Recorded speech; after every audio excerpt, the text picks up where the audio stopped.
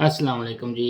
एक सवाल बार-बार पूछा ਜਾਂਦਾ ਹੈ ਕਿ ਪਾਕਿਸਤਾਨ ਵਿੱਚ ਸਪੇਨ ਐਮਬੈਸੀ ਜਾਂ ਕਿਤੇ ਵੀ ਦੁਨੀਆ ਦੇ ਸਪੇਨ ਐਮਬੈਸੀ ਹੈ, ਉਹ ਫੈਮਿਲੀ ਕੇਸਿਸ ਤੇ ਕਿੰਨਾ ਟਾਈਮ ਲਾ ਰਹੀ ਹੈ ਔਰ ਖਾਸ ਕਰਕੇ ਨੈਸ਼ਨੈਲਿਟੀ ਵਾਲੇ ਕੇਸਿਸ ਜਿਨ੍ਹਾਂ ਬੰਦਿਆਂ ਦੀਆਂ ਨੈਸ਼ਨੈਲਿਟੀ ਇੱਥੇ ਸਪੇਨ ਵਿੱਚ ਪਾਸ ਹੋ ਜਾਂਦੀ ਹੈ, ਉਹਨਾਂ ਨੂੰ ਨੈਸ਼ਨੈਲਿਟੀ ਮਿਲ ਜਾਂਦੀ ਹੈ, ਲੇਕਿਨ ਕਿਸੇ ਵਜ੍ਹਾ ਤੋਂ ਬੱਚੇ ਸਪੇਨ ਵਿੱਚ ਨਹੀਂ ਹੁੰਦੇ, ਫਿਰ ਉਹਨਾਂ ਵਾਸਤੇ ਜ਼ਰੂਰੀ ਹੁੰਦਾ ਕਿ ਉਹ ਬੱਚਿਆਂ ਦੀ ਨੈਸ਼ਨੈਲਿਟੀ ਪ੍ਰੋਸੈਸ ਜਿਹੜਾ ਪਾਕਿਸਤਾਨ 'ਚ ਸਪੇਨ ਐਮਬੈਸੀ ਵਿੱਚ ਪ੍ਰੋਸੈਸ ਕਰਾਉਣ ਅਤੇ ਉਹਨਾਂ ਦਾ ਕਿੰਨਾ ਟਾਈਮ ਲੱਗਦਾ ਹੈ।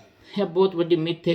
ਹਰ ਬੰਦਾ ਜਲਦੀ ਚਾਹੁੰਦਾ, ਹਰ ਬੰਦਾ ਜਾਣਨਾ ਚਾਹੁੰਦਾ ਕਿ 2-3 ਮਹੀਨੇ 'ਚ ਮੇਰਾ ਕੰਮ ਹੋ ਜਾਏ ਔਰ ਬਾਅਦ ਲੋਕਾਂ ਦੇ ਕੇਸਿਸ ਜਲਦੀ ਵੀ ਹੁੰਦੇ ਨੇ।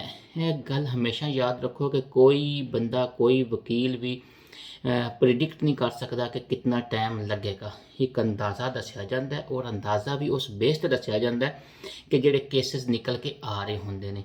ਹੁਣ ਬਾਅਦ ਦਫਾ ਉਹ ਹੀ ਕੇਸਿਸ ਲੇਟ ਹੋ ਰਹੇ ਹੁੰਦੇ ਨੇ। ਮਿਸਾਲ ਦੇ ਤੌਰ 'ਤੇ ਫੈਮਿਲੀ ਕੇਸਿਸ 'ਚ ਦੇਖਿਆ ਜਾ ਰਿਹਾ ਕਿ ਪਿਛਲੇ ਦਿਨਾਂ 'ਚ ਮੇਰਾ ਇੱਕ ਦੋਸਤ ਸੀ, ਉਸ ਦਾ 3 ਮਹੀਨੇ 'ਚ ਟੋਟਲ ਸਪੇਨ ਐਮਬੈਸੀ ਦਾ ਪ੍ਰੋਸੈਸ ਹੋ ਗਿਆ। ਹੁਣ ਜਿਹੜਾ ਬੰਦਾ ਉਸ ਨੂੰ ਦੇਖੇਗਾ ਉਹ ਦੇਖੇਗਾ ਯਾਰ ਉੱਥੇ ਤਾਂ 3-4 ਮਹੀਨੇ 'ਚ ਪ੍ਰੋਸੈਸ ਹੋ ਜਾਂਦਾ, ਬਾਅਦ ਬੰਦਿਆਂ ਦੇ 8-8 9-9 ਮਹੀਨੇ 'ਚ ਪ੍ਰੋਸੈਸ ਹੋ ਰਿਹਾ, ਟਾਈਮ ਫੈਮਿਲੀ ਵੀਜ਼ਾ ਲੱਗ ਰਿਹਾ।